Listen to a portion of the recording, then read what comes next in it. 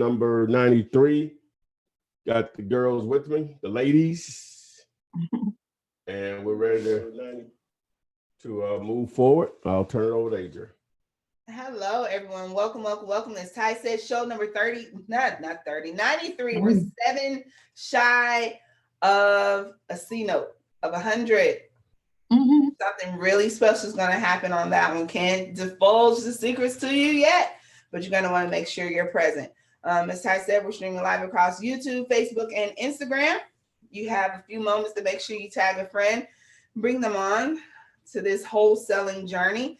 This is where you can post your questions. I read the questions and Ty and Renikia answers your questions. Doesn't necessarily have to be totally about wholesaling real estate, but that's for the most part what we're here for.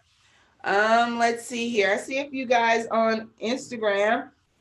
I am Dublino, J Hustler, the real young D Mac. I see you. What's up? He said, "What's up, Ty?" Renikia, how are you doing today? I'm doing great, Adrian. How are you today? I'm set. I'm set. Oh my God. That's what I'm talking about. You show up even through the sickness. Even through the sickness. This pollen is disrespectful. It has no manners. Okay, Mr. Gigi, Mr. Zeno, Jay Adams, Von Cole, I see you all on YouTube. Go ahead and start posting your questions. Jacquees, Antoinette, an off-roader doing deals like crazy. That's what's up. I'd love to hear it. Nice. And Shaq Cubit representing Texas. All right. So if there's nothing else to do, we're going to go ahead and jump right into these questions. I really don't see any, guys. What are y'all waiting for? I'm really waiting on y'all to post something. Let's see here. Well, while we wait for them to post questions, Renikia, explain to the people here what it is that you do, how you do it, and where you do it, and when you do it, and how they can get in contact with you. Absolutely. So, thank you so much. As always, I'm truly thankful to be a part of this show. I am Renikia Williams, the founder and CEO of Fortune Key Financials. And what we want, and our mission and our goal is to help you find the money that you need to be able to grow your vision and grow your dream in real estate. So some of the flagship services that we have is helping you understand how to leverage your credit. If you have a 680 or higher, you're able to leverage your credit to receive up to $150,000 of unsecured credit. If you want to take advantage of using your credit and using other people's money, go to fundmynextdeal.com and on the street, and you see all the different handles where you can get in contact with me outside of the podcast. All right, there you guys have it. Take a moment to write down that number. If all else fails, just remember you can rewind once this video is done and rewatch it and get that information off of the screen. Again, just gonna jump right into this. Renikia, it's just me and you. We can bullet them out. All right. First question is gonna be from Instagram, and it is, how do I get started on wholesaling, and how can I get the homeowner's phone number? So this is kind of like a fresh, starting from the very beginnings type question. Oh, wow. I mean, I know Ty has, how many videos that we have? Over 370 plus. Yes. So first, you want to take advantage of all the free education. Learn about what you're trying to do before you jump out there. Second, I guess I can just put like some pointers out there. You want to learn your market. You want to know what you're investing. You want to know about the market. Is there a lot of activity in the market? What type of activity? What's the market value of the homes? You want to learn your market. And then you want to begin different marketing strategies to help you find those local homeowners that want to sell their property. And I know that Ty has a number of videos to talk about different ways and different strategies on marketing your property or marketing to cash buyers. I mean, it's a number of things that you need to do to get started. First and foremost, learn your market. Learn your market. So when you do go out there and put your marketing out there, you know exactly where to drop your marketing dollars so you can get some activity and some feedback so you can get a check. So I would say that'd probably be the first thing to do is learn your market. All right, guys, that's good stuff right there. And hopefully Jay Hustler, that answers your question. Veronica Broadnax, faithful subscriber on Facebook. I see you and thanks for joining us. Let's see here. Joel B. Thomas says, I think I found my AVR and found a lot of numbers on the Flippinar app. I wanted to know what to do now. If you all think it's a good idea to pursue or what. I've watched the Find My AVR video at least 4 times now, but since I haven't done any deals, I'm wanting to know what to do next. AVR, maybe ARV is what he's speaking of. So I guess he's wanting to know, now that he's figured that number out, what to do next. So the next thing is follow up on those leads, right? Right. So I'm assuming that he has a property for sale. Not really clear in the question there. I'm not sure what at what point Joel is at, or why he's figured out the ARV. Maybe he's saying he's just now figuring it out, how to figure out the ARV using the comps. And yeah. Specify your question. I'm not sure what your question is. Okay, so yes, Joel, he says the ARV. So I guess once you figure out, I guess it's like you're educating yourself. You need to learn, now that you know how to calculate an ARV, you got to find some properties. Yeah. Are you the buyer or the seller? Yeah. So go ahead and do the next step. It sounds good. Are you wholesaling? Are you flipping and fixing? So it all depends on what exactly you're going to do. What will necessarily be your next step, depending on what's your position and what's your exit strategy. All right, Surge Purge, hey, and welcome. And yes, real POF does cost money. Can't really give you a quote of what it is. It varies, but you would need to visit that site to get the price of the quote, the real POF, the proof of funds that you're needing. Jordan Fitzpatrick Renikia says, what do they have to file and how do I find that information? Paperwork, as much details as you can give is better. Okay. Okay. He wants to know about the earliest detection of foreclosures in Georgia is what that was in regards to. How does he find that information out? The foreclosures is on the county website. Those are the ones that have been auctioned off every first Tuesday of every month.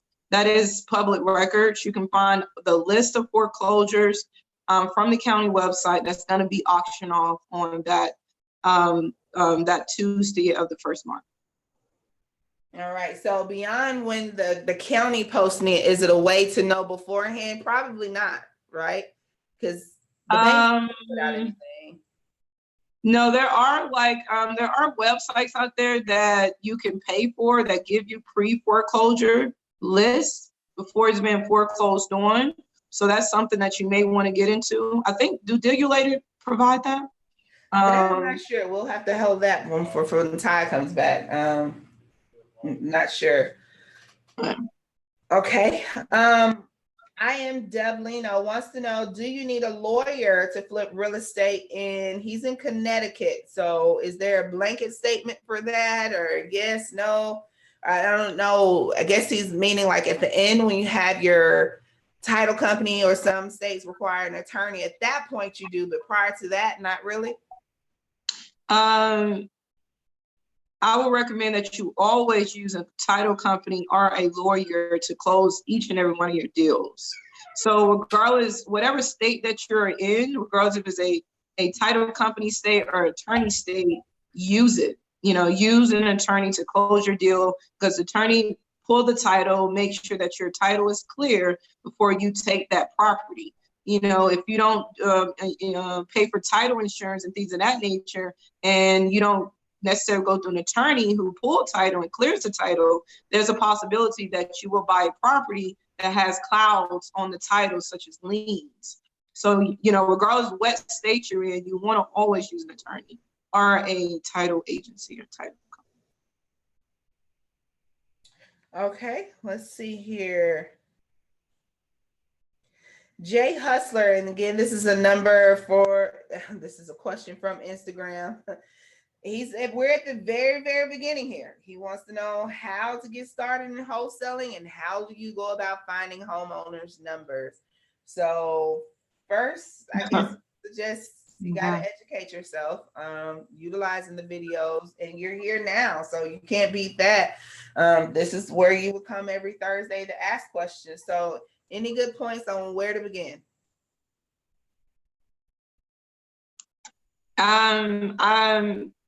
I will plug in the Dealulator site that provides a list of cash buyers, vacant houses, tax liens, and non-occupied list of homeowners. So I mean, when you're looking for homeowners and cash buyers, it all boils down to your marketing campaign. You know, what is your marketing campaign? Are you doing yellow letters? Are you doing bandit signs? Are you skip tracing homeowners? Are you going to real meetings and networking with other investors and other people in your industry? What is your marketing strategy? So I will recommend for you to figure out what's your marketing strategy, giving all the different marketing options that you have to go out there and solicit for cash buyers and homeowners, such as using bandit signs that say, I buy houses.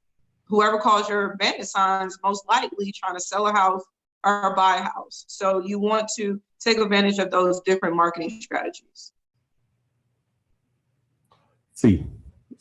Senor. Hi, guys, if you missed it, this is Ty the Flipman Taylor. Yeah, welcome. Joining us. Okay, so, hey, John, thank you for joining us on Facebook. So the question is, I found a newly posted for sale by owner in my neighborhood. I want to know if I should call the owner and how to try to work the deal. He says for sale by owner? Yes, Pittsburgh. Okay. Well, yeah, if they have a sign out there that says that they want to sell a property, you know, that's simple there. You call them and get the details and see what they're wanting to sell their property for. When I say the details, bed, bath, dress, if you haven't figured that out, I like to know why they're selling and so on. I have a video, top 10 questions to ask sellers on the property. Just put Flipman behind it. She'll come straight up in YouTube. Then you ask them the magic question, paying all cash and closing quickly, what's the least amount you'll accept for it? So that's easy. They're trying to sell, you're trying to buy. Hopefully you can work a deal. But do not say you're a wholesaler. Do not say you're a wholesaler. Yeah. Yes. Let's see here. Poplin Rivera says, I'm having trouble getting a hard lender to lend to me to do a fix and flip. Any suggestions on that? And the second part was, how exactly do you learn the market? How exactly do you learn the market? Mm-hmm. Yeah.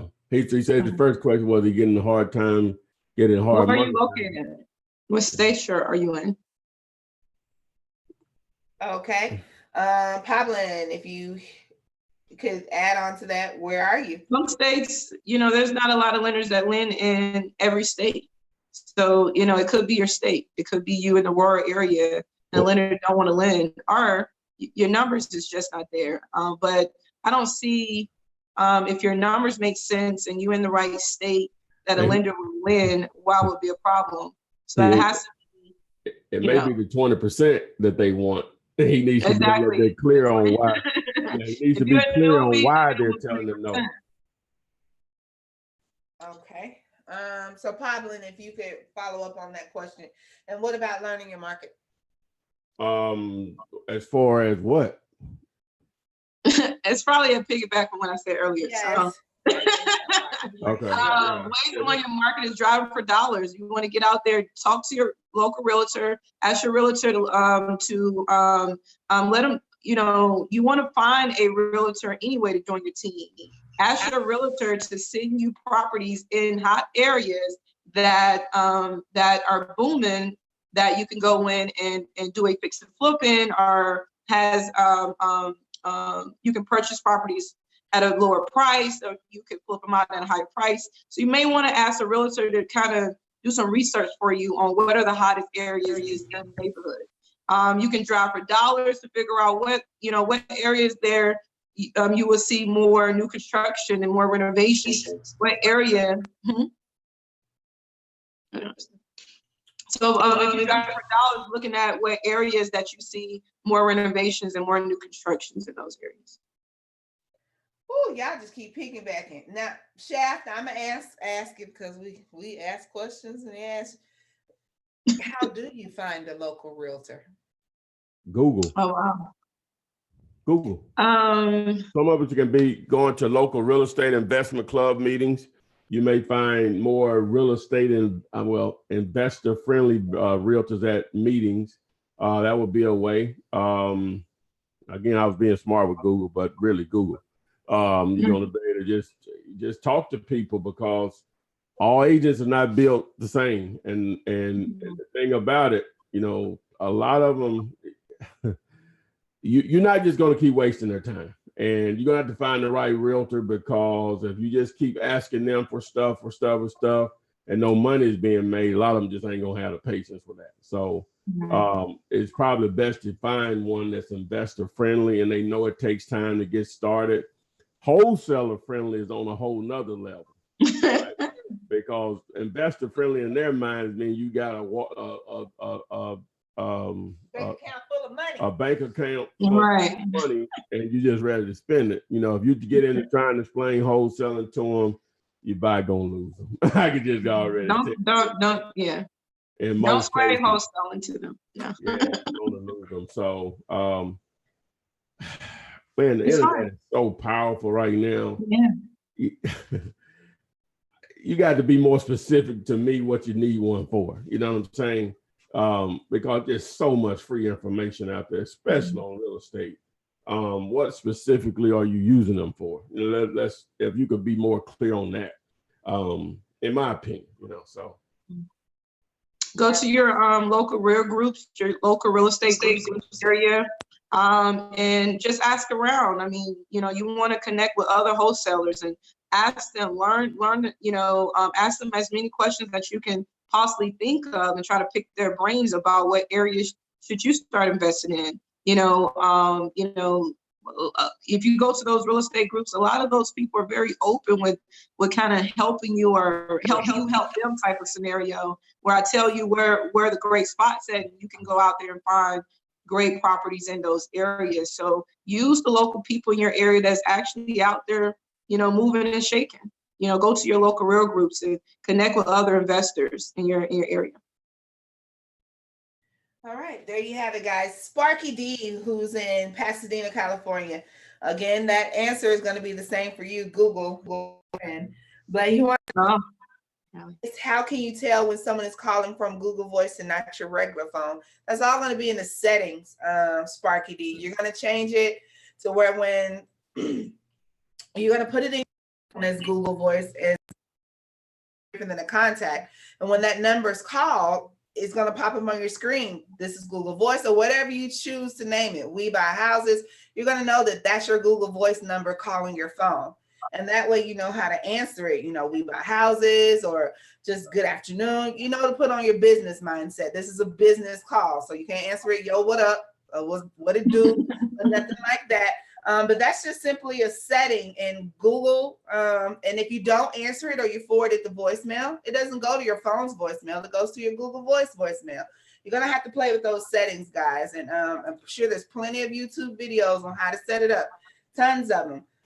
But you just set your Google Voice number in your phone as a contact. And so when it rings, that number, and then you'll know how, if you play with it long enough, you'll figure out how to dial from your Google Voice number. So it shows up on quick to hit redial, and you didn't actually dial it from Google Voice, because now you're putting your number out there. So you're just gonna have to play with that a little bit. But I hope that answers your question. It does work, and it's free service to use. Now we talking about driving for dollars. Super J says they went driving for dollars. They have about 30 addresses. Now what do I do? And guys, that's what we're here for, to answer questions. And what we've done minutes is taking it from square one. This is what it is. This is what you do. This is who you call. This is what this means. So now we got some addresses, Renikia. I've driven around town. Now what do I do with them? Awesome, awesome. This is good. So now you want to take those addresses, go to the county of which those addresses are, and look up the property records of each one of those addresses. You want to write down the mailing address of every one of those properties. If the mailing address is different from the actual address of the home, most likely that's the address of where that homeowner lives, or at least where they may receive mail. So you want to write them a letter, a yellow letter, or you can do the postcard letters that Ty has, or you can skip trace the homeowner's name and call them directly. And when you call them or when you send them a letter, your letter should state that, hey, I'm interested in buying 123 Main Street.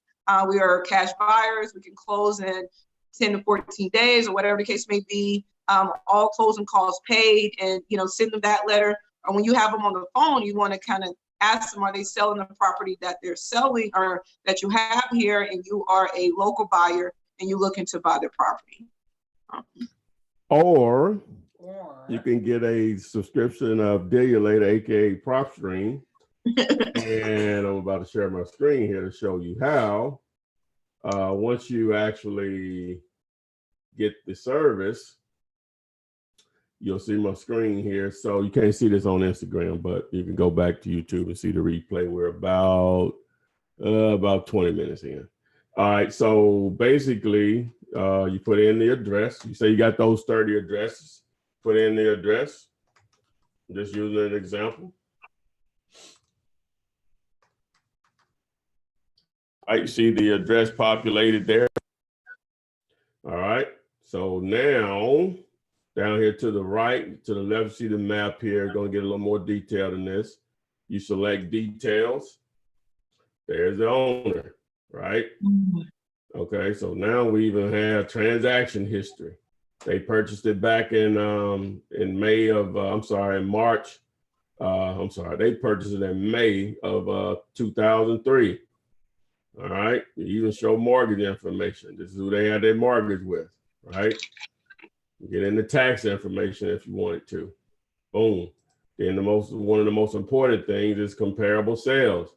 It even has a list right here, a little map here to show you how close those comps are.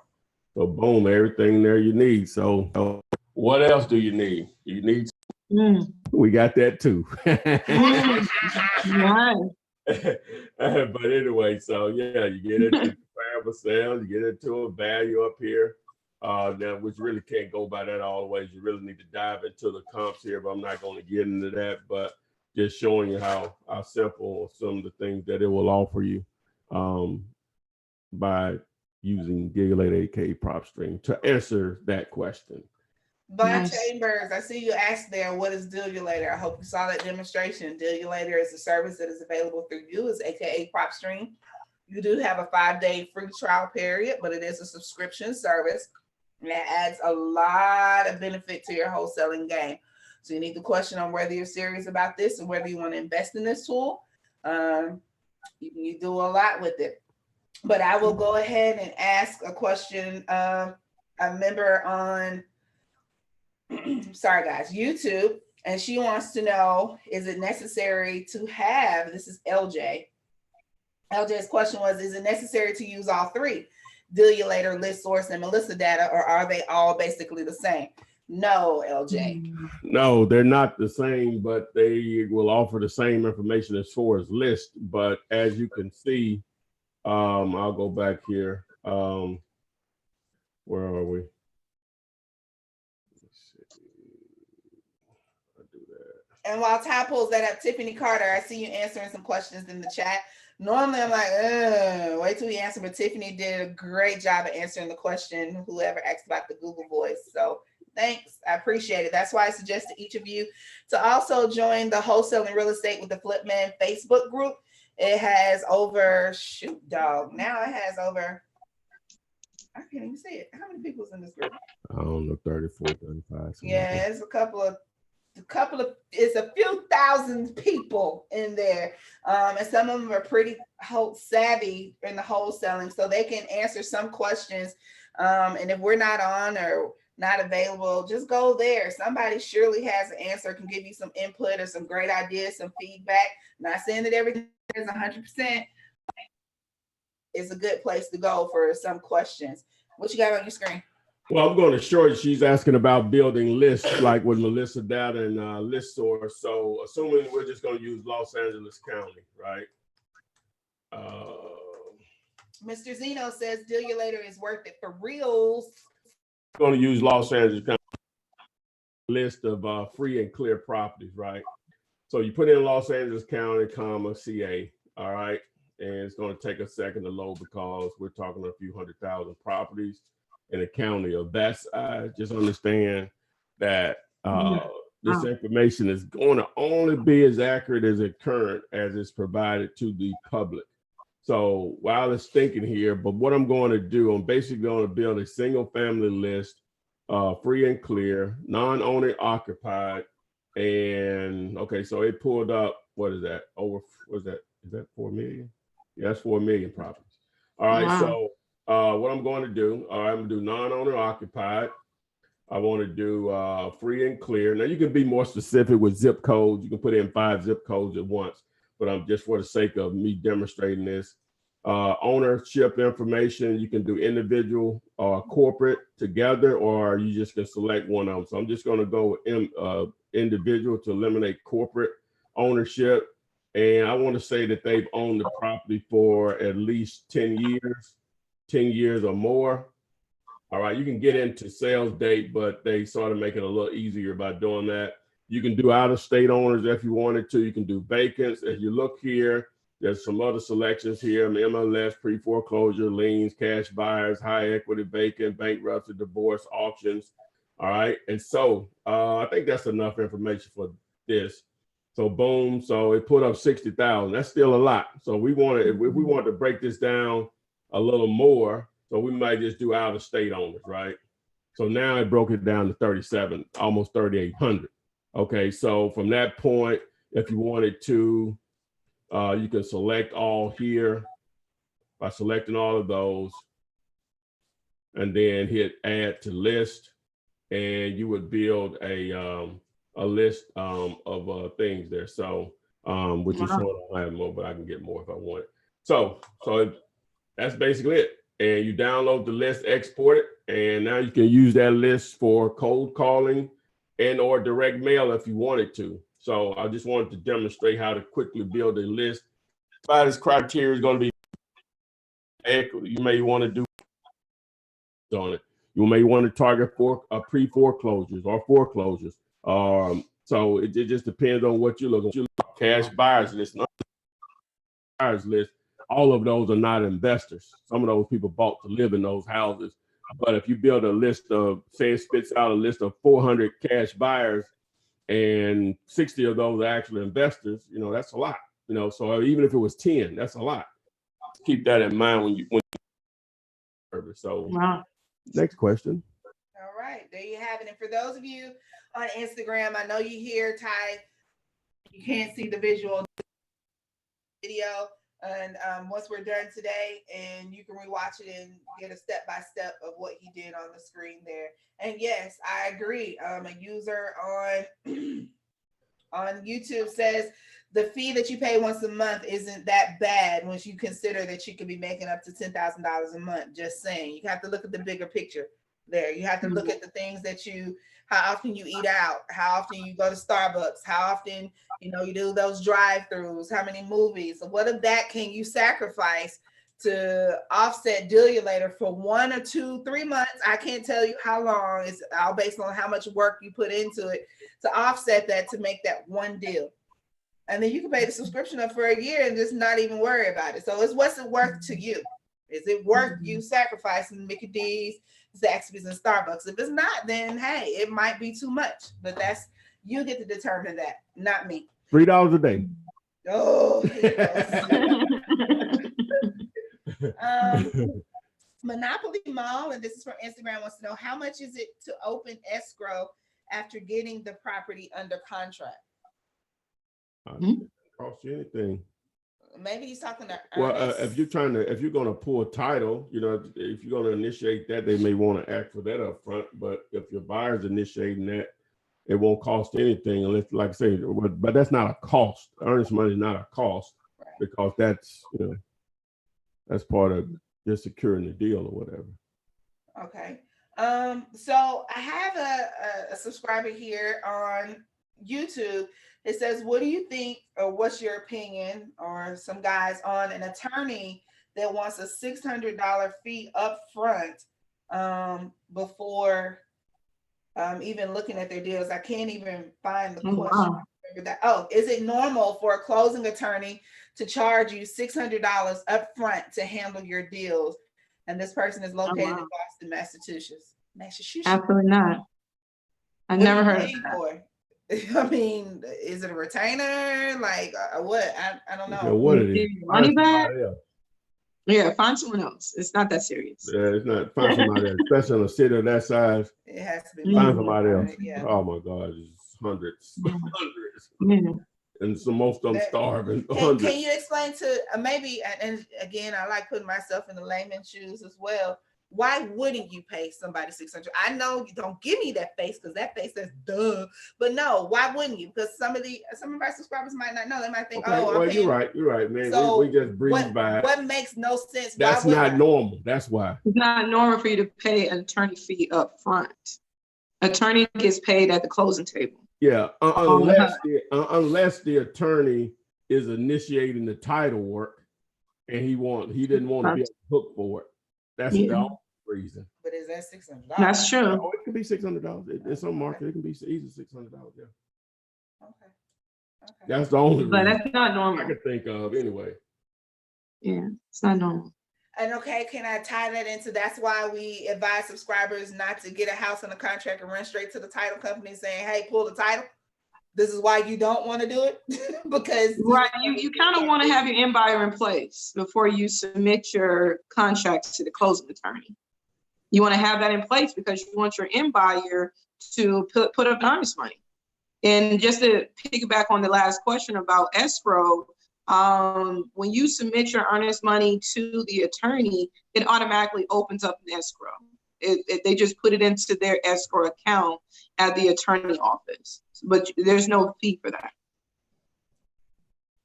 All right, there we have it. Shaq Smith, where have you been? He's from West Side D-Town. Haven't seen you in a while. Glad to have you here. Miss Moni on Facebook wants to know, when researching, pay attention to the little notes at the bottom of Zillow saying if the property value has increased or decreased in the past month. Say it again. What was the question? Zillow. So I guess there's a little footnote on Zillow saying if the property value has increased or decreased. Do you want to look at that, or is not really just do your own due diligence on it? Zillow has information on it, but it's not always accurate. So you want to go in and filter and do your filters on Zillow and just making sure that you're looking at accurate comps. However, Zillow is a reference. Zillow can be a reference, but it's not the end all be all. So you want to, pull multiple sources and find it and figuring out, what do Redfin say about it? What do, other apps and sources say about the value of this property before you just go totally with what Zillow said. Okay, asking Joel's question. Joel wants to know, what if the owner still owes a mortgage amount on the property?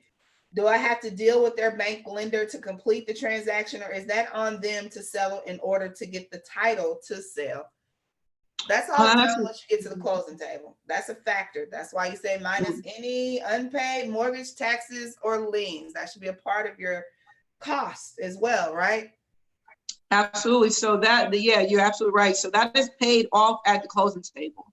No one can necessarily sell their property, but you can't quick deed it with the lien on it. But at the closing table, that's when the bank will submit their bank payoff letter and payoff package and all of that is paid off at the closing table. But it may be a question that you want to know up front to ask your seller, do you have a mortgage on there? Because you don't want to be surprised or hit with a surprise fee that you didn't know, and then it just dwindled down your assignment fee. So you want to maybe ask those questions up front so you don't have any surprises at the closing table. Okay, Cleavon wants to know, how does a property, and Ty, maybe this one's geared for you. How does a property on PropStream show that a property has an estimated value that is extremely lower than the comps? I thought the comps determine the value of the home. Can you explain how this is possible? The algorithm on that, it's taking into account all of them. If you got some fives, and sometimes you'll have $500 sales. And that's basically where maybe a family member or somebody deeded over a property. I mean, quit claim to deed a property or whatever. But yeah, all that has is taken in consideration, which it probably shouldn't, but it happens. So that's why you have to look into the numbers deeper. Give an example. Go ahead. I'll come back. Okay. On Instagram, LL Cool Stewie wants to know, have you ever purchased a tax lien property? If so, in what state? And how long do you have, I'm sorry, y'all. How long do you have to hold it until you were able to sell it? That's a good question. Every state is different. You want to call down to your county to determine what is the laws of your county. Every state is different. I have purchased here in Georgia. Here in Georgia, it's a year and a day before you're able to foreclose on it and do a quiet title. It is a process after the period of the whole period. It is a process that you got to go through. You may want to get an attorney involved to do your foreclosure and your quiet title. That could be anywhere from $500 to $5,000 to complete that.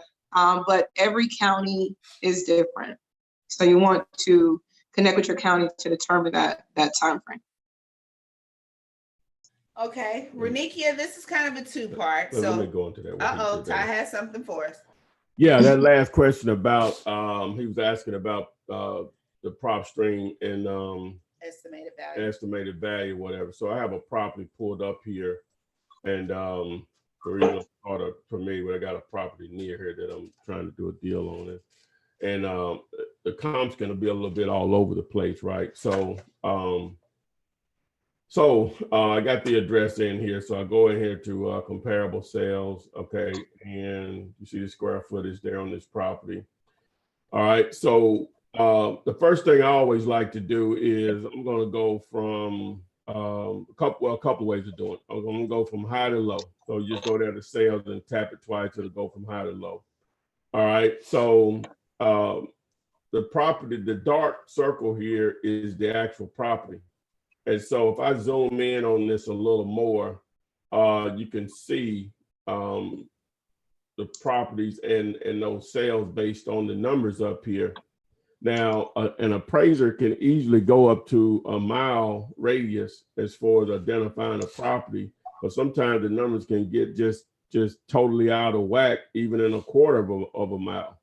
So, so with that being said, so what I'm going to do here, instead of going from high to low, I'm just going to go with the distance, right? Okay, so we're at 0, and then we're at point. So on the same street, a house sold back in April of last year for $260. And you'll see that's number 1 here. I don't know if you all can see it. I'll try to blow it up, but that's the number. That's comp number 1, right? And so you have a lot of ones here, which means only a tenth of a mile from it. So we have comps anywhere. We have a $32,000 comp, so that has just automatically be thrown out. Or whatever, but it's going to be calculated in this value up here. So what you can do is you want to try to look for consistency at its highest point. So what I would do is I would uncheck all of these, and I would start with the 260. We know that's solid because it's just basically across the street, literally. All right, so we'll go with number 2, and we'll go with number 7. That's the only point, and those 3 would be strong enough to justify an average of $278,000 for this particular property. So you have to just really get into the numbers, because you have properties ranging all the way up to 377. You know, it's within a half a mile of that property. But if I don't even know where number one is. There it is right there. There's number one right here, but it's crossing over a different street or whatever, but it's within a half a mile. So that can be deceptive. And that's one of the reasons when you're virtual wholesaling, it's sort of, it makes it a little bit more difficult, because people can get whooped over the head when they see properties that they have those extreme values. But in reality, 2 blocks away, you know, you may have $100,000 or $200,000 change or whatever. So you just have to be aware. So you just don't automatically go by the value that it's offering right here. You have to really dive into it. It's just going to give you some options here. So those are the first things I'm going to do. I'm going to go from high to low to see if I can get some stuff really close to it, especially when it's a lot of comps. There's 34 right here listed to the left. Then I'll go from distance. I want to go as closest to that property as possible. So I found 3 strong comps, and they average 278. Boom, that's a solid number for this particular property. So hopefully that makes more sense when using this particular service. Next question. Yvonne, that was most you and anyone else that was had any questions in regards to using Dealulator. And as you guys are subscribing to Dealulator, I think Ty's shown it about 3 or 4 times tonight, and I think you can see the added value it could have to your wholesaling business. Flipman, do you use your one-page contract with both the seller and buyer, or do you just do an assignment with the buyer? And should there be an inspection period added to it? Yeah, when Renika does the same thing. We use the purchase and sales agreement for a seller. We use it for the buyer, and the difference. So, it may not be obvious to you. You're going to have a lower price with the seller than you are with the buyer. So the contract with your buyer, with your seller may be $125,000. The contract with your buyer may be $139,000 or whatever. So A to B with you and the seller is the $125,000. C to D is the $139,000. So you're going to get the difference of $14,000 via an assignment fee. I think people just get so bogged down. Where's the assignment fee? Assignment contract. Necessary. Every now and again, you may get an attorney or closing a title company that says, "Hey, I know you all didn't sign an assignment contract, but here it is. Just sign it right here at the closing table." Boom, boom, boom. Don't get tired of it. Just the reason that you do that, you don't want a buyer to knowingly negotiating your fee. I think we explained this every week, don't we? Knowingly to negotiate your fee. They're negotiating a price that works for them, and your fee is built in it, but they don't know what you have it on the contract for. They can find out if they want to, even after the transaction is over, even if you double close it or whatever, so they can go back and look at the transaction history or whatever. But the deal's done then, so it really doesn't matter.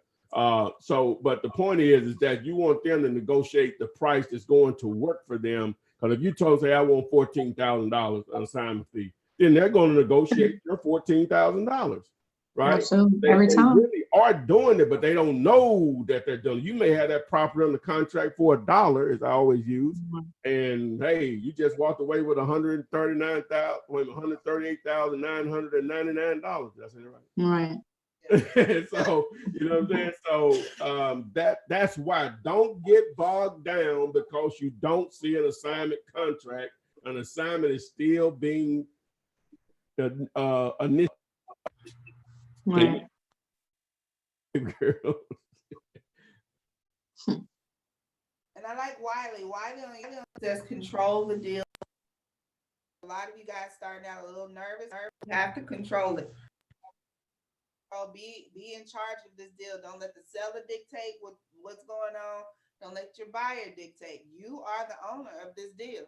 Well, you're gonna have to give a little bit. You're gonna have to give a little bit more with your buyer. You know what I'm saying? Because you're building an ongoing relationship with your buyer. Hopefully, whereas with a seller, not that you're gonna treat them bad or anything, but that's probably the only time you're gonna deal with that person. But you still want to treat them good because you want them to refer you or whatever. But you still got to control them. They can't dictate what contract you use, who you close with. they can dictate price because it's their property, but that's it. But if they don't want to work with you on a price, you're dictating that also, because you're saying, thank you for your time. If anything changes, please give me a call back, and next. Or where, so you're really controlling it all. That's the only way this stuff will work consistently. And it's all negotiations at the end of the day. But in reality, the seller has to do it the way you have to have that attitude. You literally have to have that attitude. I don't care if they do it or not. Right. I know it's hard. You want to check, you got bills, you know what I'm saying? I get it. Trust me, I get it. But you got to fool yourself then. I don't care if they do it or not. You know what I'm saying? This is the deal. This is how it's going to go. This is the contract we're going to use. This is what we're going to close with. Take it or leave. You got to be that confident. That is the key. You have to make them feel that, hey, I'm bringing you $100,000 to the table in 7 days. This is how I need this to go. And this is just the way it's going to run. And when you control it like that with that much confidence, no one is really questioning you. Guys, when you start saying, let me get back with you, I got to talk to such and such, well, I'm not sure, I'm just actually a wholesaler. Exactly. Well, do you have a contract that we can use? No. Have your contract already ready to go, worded the way you wanted to word it. You control the closing attorney, everything. The seller would try to control the closing attorney almost every time. Or the buyer. You want to still control the closing attorney as much as you can if you have to almost pay some attorney fees to close it, because you think about it, if the seller controls the closing attorney and their attorney tells them how much money you're making, you just lost $10,000, $15,000 because you didn't want to put up for $100. So understand the business in that way. You can lose your entire assignment fee if you don't control as much of the deal as possible. All right. Let's answer. Renika, answer this. What? Because Yankee, I'm like 10 times. I saw it the first time.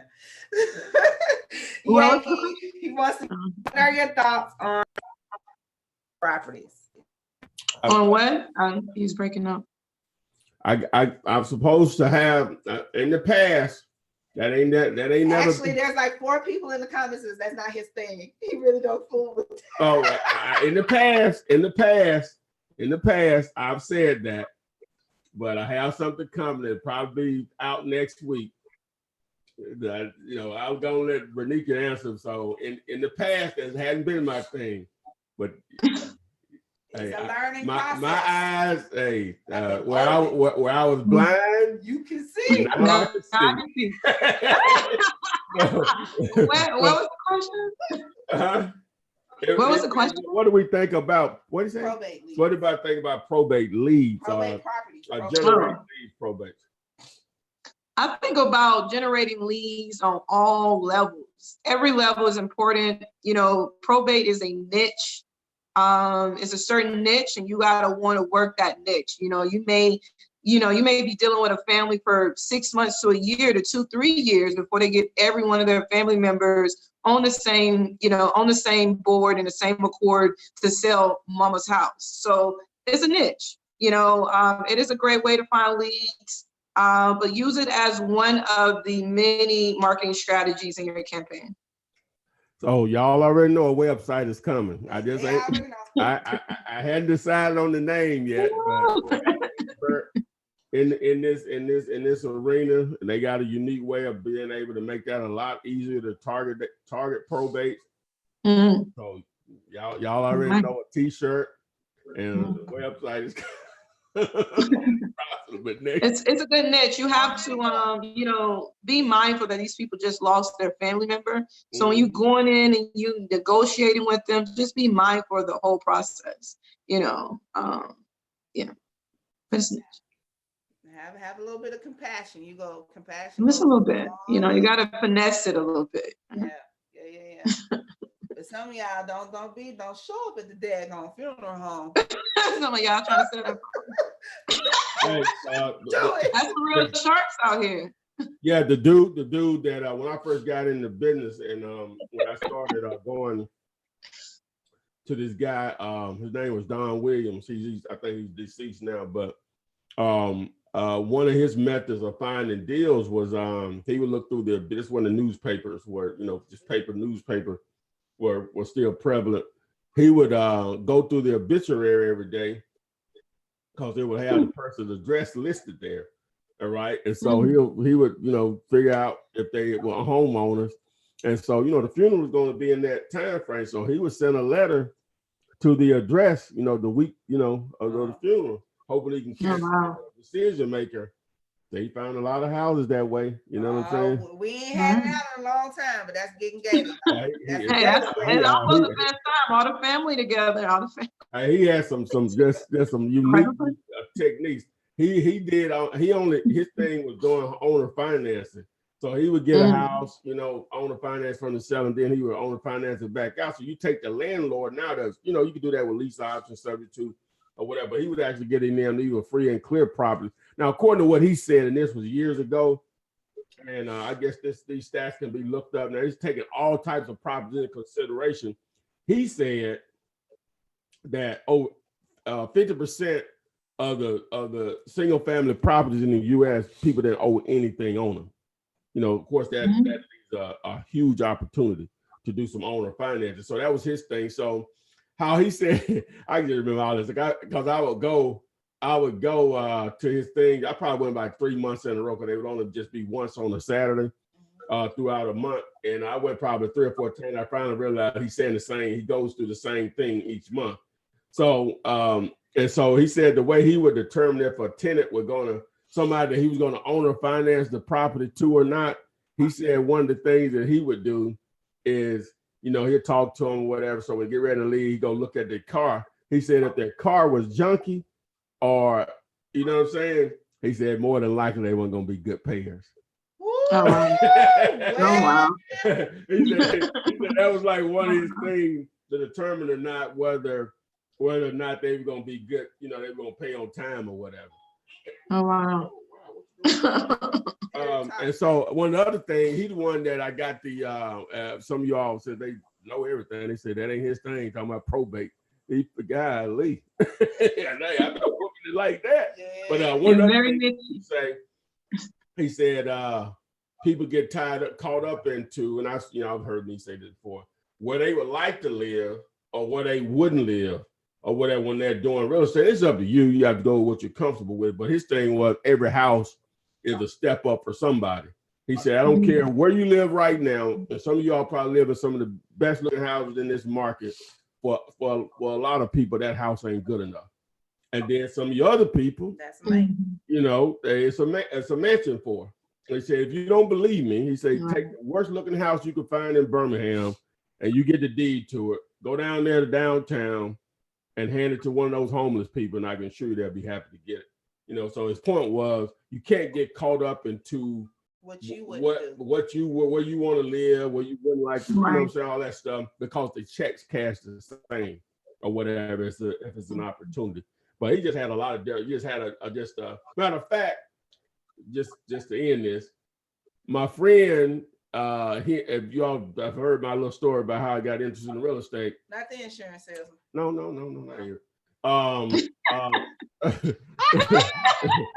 my number one. But he and his now wife were going to school to become real estate agents, and the dude that normally taught the class wasn't there, and the substitute for them that night was that guy, Don Williams. And he didn't talk about being a real estate agent. I'm sure real estate agents rarely get this. He talked about investing in real estate and creative ways of investing in real estate with no money down. And so my boy told me about that was in October 2002. I didn't act on it at that time. A couple of months later, it went from there. You just go watch one of those old Flippinar that I explained 100 times. Ooh, 2004, 2000. No, not that far back. About 2017. 2017. Okay, I'm just saying. Okay. Interesting. Yeah, Shaq, your truck is junky. My car too. They say if your car or your vehicle, it goes to show that you're living a chaotic lifestyle. It has a lot. Oh wow, really? That's what they say. Yeah. Wow. It says you have a lot of chaos in your life if your car is junky. You have to sit back and really think about what's going on. Wow. That's crazy. And my car is always, and I always have a bunch of boom on my car. Oh wow, that's crazy. I don't think I have a lot of. I don't know. It's either that or you too busy. Your car is clean all the time, like somebody just detailed it. So you got too much time on your hands. Right.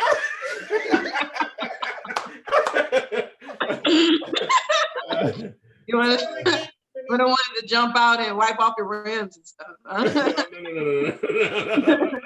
No, Renee, but I'm gonna tell you, he's the one that parks 50 miles away from the daggone door. So right. So they don't park next to anybody. No, okay. No. All it takes is you to come out of Walmart or somewhere like that one day, and you know what is crunched up. Right. And they gone. That's all it takes is one time. It have to meet 3 times. So yes, I park where no other cars park when I go to, wherever. And I get mad. I'm like, all these spaces out here, and they still park right next to you. Wow. Well, I guess we're gonna exercise today because the door way. No. What I'll do is somebody's riding with me, Renika. I will drop them off at the front. Okay, gentlemen. I know, and then I'll go ahead and come back and pick them up at the front. I need every step I can get. Okay. Anyway, we didn't got side. Next question. Why are you trying to be funny and stuff? Okay, whoa, drop my phone. This is from Coach with the Clippers. Okay. Why should someone rather lease over cash? And then how do you know if a subject to lease option is better over a wholesale deal? 2 members, 2 different questions, kind of tying them together. I didn't get that. You get it? What was the first question? The first question is, why would someone rather lease? Why would you rather lease your property over selling it for just cash? Well, there's going to have to be a level of motivation there for them to do that. Well, see, sometimes. Go ahead. Mm-hmm. Go ahead. No, go ahead. Sorry. No, what you have to understand is you have to get outside of. I ask you, Renika, can you recognize a good business idea, even though that may not be nothing you will do personally? Absolutely. Some people can't do that. Oh, I wouldn't do that. Right. I wouldn't do that. No, you can't. You know what I'm saying? Everybody don't go to Walmart. I'm gonna use that again. Everybody don't go to Walmart, but enough do. You know what I'm saying? Right. Absolutely. So, he's asking the question about why would somebody lease option their property? Everybody's life, man. Divorce, death, too many repairs, job loss, medical bills, kids going off to school. Life, circumstances. It causes you to do things that you normally probably wouldn't do, and sometimes people just don't care about a property anymore. So whatever you want to do, I'm willing to do it, and we're in. And they can't find a cash buyer. Maybe the value, the value is not there for them to get really what they want, so they just do a lease option. So it's like Todd said, it's usually just the circumstances is why a seller would rather do a lease option than a cash. It's all about circumstances. Yeah, and mostly for someone like us, if it's not a cash deal, meaning that normally they owe too much. Exactly. Yeah. The value is not there. They owe too much. Yeah, they owe too much. So, but there still may be an opportunity to create some cash flow from the property. It may be a beautiful property. It doesn't have to be, but it may be a beautiful property. And you wouldn't have any problem renting it out or leasing it back out, doing a rent to own or whatever, because it's in a very attractive school zone. Right. Okay. Sure. Now, tying in, how do you know if a subject to lease option is better over than a wholesale deal? I guess your end game Well, that's basically what we just answered. Well, yeah, that's the seller's that's the seller's decision. The seller decides if he wants to do a lease option or if he wants to sell his property. Okay.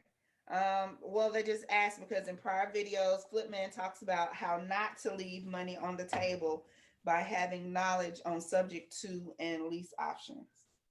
Even though I don't like them, but I was just telling you what to do for what you need to be doing. I don't personally like them, but whatever. Okay. All right, we're down. But I know they still opportunities. You have to understand too. Dominique Kelly, hand clap, hand clap. She wants you to know I closed my first deal last week. I had to get real gator to get the deal done. Thanks for all the free videos. I went back to rewatch a lot of videos while I had the house under contract. That's what's up, y'all. Way to go, Dominique. The information that is available to you that's free and educating yourself and re-educating yourself to get the deal done. Joshua McElroy wants to know, how do you verify if the seller is the actual owner before? Is there a way to know? Wow. Who are you talking to? You know, honestly, that is so iffy because it's no different from a wholesaler.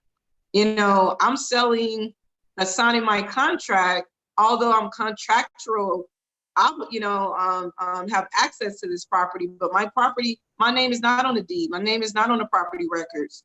You know, so it's one of those situations that you kind of know, but you don't know, you know, or whatever the case may be, because the wholesaler name is not on the deed. So you won't know if the wholesaler really owns the property or whatever the case may be. So I would just say you just want to make sure you're dealing with a closing attorney or a title attorney or a title company who could pretty much clear the title on the property.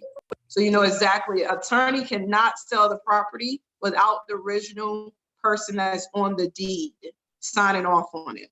So regardless if the wholesaler's in the middle, that original owner that's on the deed must sign off on that property.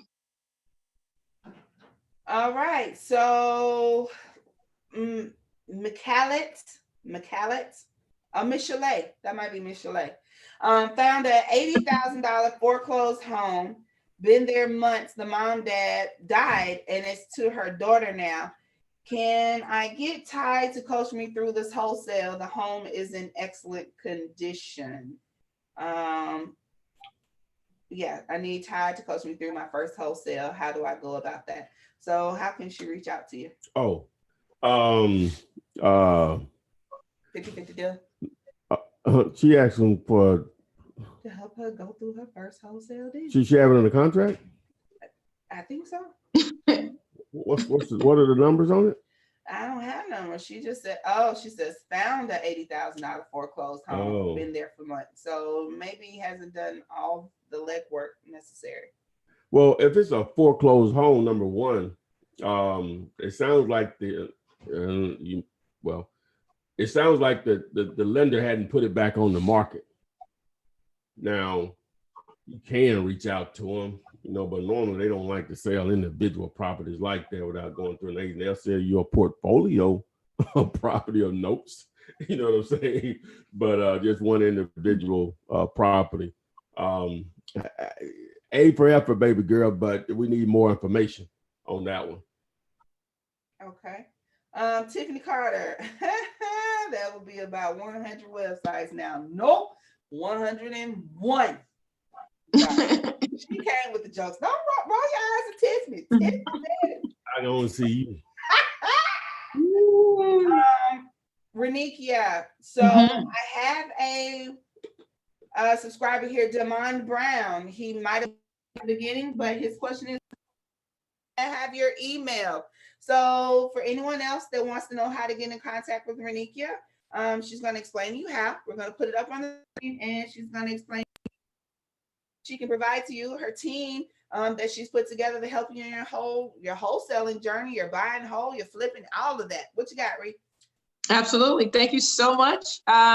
So I'm just one of the individuals that want to bring the money to the table. In order to really take this real estate thing to the next level, you want to leverage, your credit at some point in time, to be able to do a little bit more marketing, to be able to use it for the down payment for your first fix and flip, whatever it is that your goals are. So You go to findmynextdeal.com. That will give you access to be able to get in touch with me in order to apply for our gap funding program. That program helps you leverage your credit. You have a 6A year hire. We're able to help you leverage your credit to receive up to $150,000 unsecured. So you can put that to marketing. You can use that with real estate. You can start a business, whatever it is that you want to do. You just want to make sure you have a clear plan with it. Comes at 0% interest for the first 12 to 18 months. So you want to take advantage of that. Go to findmynextdeal.com. If you have any questions, I am social media friendly. You can DM me or you can email me at funding@fkfinancials.com. All right, there you have it, my good peeps. Renika is available. Just always remember, allow 24, 48 hours from someone from her team to contact you. I mean, she runs a business like many of you are hoping to begin. Always remember, there's other people in front in line as well, and she sees it. She's gonna get to you. Let's see here. Oh my goodness. What's the next step? Randy, I'm not sure you just joined, but we've kind of already next step after driving for dollars and writing down addresses of vacant properties. Then we kind of already go off that. 30 addresses? Yeah, we did. Okay. Would capital gains count as cash when investing in opportunity zones? Capital gains count as cash. Yeah. I have no idea what any of that even means. Yeah, I mean, capital gains is just when you flip a house, the gain from the asset, the profit from the asset, you take that profit and you can put it back into another property. Are you speaking of putting it back into the opportunity zone fund that they have now, which helps you defer your taxes for 10 years? Are you talking about just putting it back into a property? All right, so those would be some questions you would have to ask yourself when you're considering that. Cornelius Hambrick, hello and welcome. He wants to know, what kind of do you use for wholesaling and what are the necessary steps? So commercial, same, a little different than residential, a few more steps? A lot different. Just like there's really no standard contract for single family. There's no standard contract for definitely for commercial because of the different type of properties that you can get into. So guys, with stuff like that, that's where Google is going to be at its finest, right? You have to go with what you're comfortable with, right? If you don't know what a term means, Google it, YouTube it. It's just a wealth of information there. So you go with simplicity, something that's going to be simple that you can understand and you can explain. There's not going to be just a contract. And then a lot of cases, when you have commercial brokers involved, they prepare the contract anyway. You just have to be okay with the terms or whatever. And hopefully you negotiate that before you even got that far. So there's not going to be a standard contract. Just get that out of your mind. You know, Google is your friend. Can we put that on the shirt? Well, Google, that's a trademark name, but you know what I'm saying. So well, maybe we come up with our own website called Google. Google is your friend. How many words is that? Google is your friend. I don't know. That's 4. Google is your friend. 4. Yeah. So GIYF. GIYF. Jiffy. Jiff. Yeah. Gift. Gift. So the gift to you is Google, because Google is your friend. Gift it. Google is your friend. Gift. It is. Yeah. Okay. I'm with that. DC Chris is obviously in DC, and he says condos are hot, and he wants to know, can you wholesale condos? So when you're talking about condos and HOAs and all that kind of stuff, can that be done? Absolutely. Absolutely. I mean, you can wholesale condos because condominiums are different from apartments. They look like apartment complexes, but they are condominium complexes where every property is owned individually by by a different owner. So all you have to do is contact the owner of that particular unit. If they want to sell, it's the same thing, the same wholesale. The only difference is at the closing table, you have to get the HOA. If they have an HOA, you have to get them to provide the HOA payoff letter. Want to make sure that their HOA fees is paid up to date, because if not, it's going to go with that unit and it could become your problem. So you want to just, that's probably the main thing when you're dealing with condominiums, is that just make sure you get the HOA payoff letter. All right. So yes, condos can be wholesale. A few rules that needs to go with it. Okay. Answer this then, Renikia. Can you wholesale Section 8 housing? Absolutely. Section 8 houses are owned by individual investors who put the Section 8 tag on their property. So a Section 8 house is not a Section 8 house. It's more like I bought a house and I decided to do my Section 8 paperwork so I could solicit for Section 8 tenants. But it is not, you know, Section 8 doesn't have a hold on your house where you cannot sell it. All you have to do is contact the owner of the home. Most likely that lease can be transferred to the new buyer. Not most likely, it will be, it can be. Or the new buyer can go and create their own lease with the tenant. But it's no different from selling a property with a tenant in there that is not a Section 8 tenant. Yeah, a lot of guys, they buy properties, renovate them, put a tenant in there, and then they resell them. Yeah, they resell them to people that want. Turnkey properties are great. Yeah, so yeah. To answer your question, yes, it can be wholesale. It's not really like she said, it's not the property is a Section 8 property per se. It just has a Section 8 tenant in it. Right. That's where the cash flow, the renter, the income from the property is coming from. Guaranteed check. Yeah. So.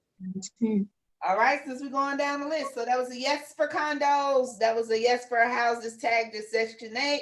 And you should know what's coming up next. Can you wholesale a mobile home? Well, yeah, but again, we get this one pretty regular, but it's more like a car. So just keep in mind that a mobile home owner, like with a house, you can have your deeds, and someone is stupid enough to do it, they could transfer the deeds over to you, but that's not how you want to deal with a house. With a mobile home, you can do that because you have actual title, transferable title in hand. Find the back of it, bill of sale, boom, it's theirs now, or whatever. That's where the problem lies when you're trying to wholesale it or whatever, because they can easily cut you out of the deal. Whereas when a house is being done, and most people are going to go the proper channel, they're going to go through a title search, a closing attorney, or a title company to close it. So that makes it difficult for that to happen with a contract in place. A contract on a mobile home really won't mean nothing if there's no land or anything attached to it, because you have to know, number one of the harder things is to come up with a value for a mobile home. But you start with the year it was built, the manufacturer, all right, the size of it, does it have to be moved, right? Obviously the condition, all right. If it doesn't have to be moved, is it sitting in a mobile home park? What's the lot rent? You know, all of that go into it. So if it doesn't have to be moved, how much land is coming with it? What's the size of the lot that's being sold with it? If it's not in a mobile home park. But the main thing is that a transaction can easily occur without you. So go. I like that. And I just want to add to that because I just recently came across a very unique mobile home situation where a guy purchased some land through a tax sale. And his strategy was that he was just going to get with a mobile home broker who he was going to pay like $5,000 to $10,000 to purchase one of their mobile homes to drop it on his land. And it's, you know, pretty much an instant way of getting cash flow because now you can just put a tenant in there. So, you know, that's a scenario. If you know a mobile home broker, you know someone with some land, you know, it was just one of those scenarios. It was a area that kind of produced a lot of mobile homes too. So it's a normal area to see mobile homes. But I just thought that was kind of unique for individuals that may have land and just may, you know, want to take the shortcut and not build a house or something or renovate a house, just buy a cheap mobile home and drop it on your piece of land. All right. On Facebook, I love it. We have a father-son team. It's Cleavon the second and Cleavon the third. I was wondering, I was like, damn, why you got more than one account, man? But I'm just not noticing the second and the third. So we got Junior and we got Trey. When using the lockbox to show properties, do you require an ID to protect the property from vandalism or theft or do you reset? Oh my goodness. Or do you reset the locks after each visit? So on the lock boxes, so you're not going to give that lockbox code to someone that you're really not trusting, Right. that you have a deal with. But do you go back out there and change that every time, or no, not really? I wouldn't advertise my lockbox. You know, make people contact you, have a conversation with them, see what they're about. I mean, we are wholesalers. We almost know when we deal with another wholesaler, no matter how confident that you are. You can kind of tell when you're dealing with a wholesaler. But I will try to vet the people I give my lockbox to, so you know who you're giving your lockbox code to. But, you know, if it's one of those houses that has valuable things in it, then, you know, you may want to go by there every now and then to reset it. But just try to control the people that you give your lockbox to. So not really a bad idea. I know sometimes if you go to a leasing agent, they'll be like, leave us your ID and we'll give you the key.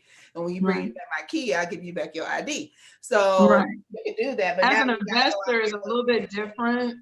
Yeah. To ask somebody for the ID. I mean, a real estate agent, it is a lot normal for people to do that. Yeah. But okay. I don't know if you want to make your investor do that. Leave their ID with you. All right, Randy, do me a favor, pull out your calculator. Homeschool Queen wants your opinion. And Flipman, she has a contract on a piece of land that's 0.60 lots in a great neighborhood, so not even a full acre. Almost just a little over half. The house is valued at $14,000 on Land Glide. What? It has zero equity surrounding properties. It has zero equity, and surrounding properties are $100,000 and up. The seller wants $29,500. Is this a good contract to go into? I'm really hoping the house valued at this should be $140,000 on Land Glide. It has to be. Right. There's enough information. I don't know. That's a lot. That's a lot of not enough information. What's the ARV? She said the house is valued at $140,000. She said the house is valued. No. I said that because she put $14,000. I'm thinking she left off a zero, and it should be $140,000. Yeah. How much to repair? How much is gonna take for you to renovate that property to look like the property that's selling for $140,000? Yeah, that I don't know if I've ever heard anybody explain it that way, but you're right. How much is it going to take to make that house look like that house? A repair costs. Okay, well, fine. Exactly. Queen, I don't think. Well, she may or may not be on here. Yeah, that's a good way to explain that. How much is it going to cost to make that house look like that house?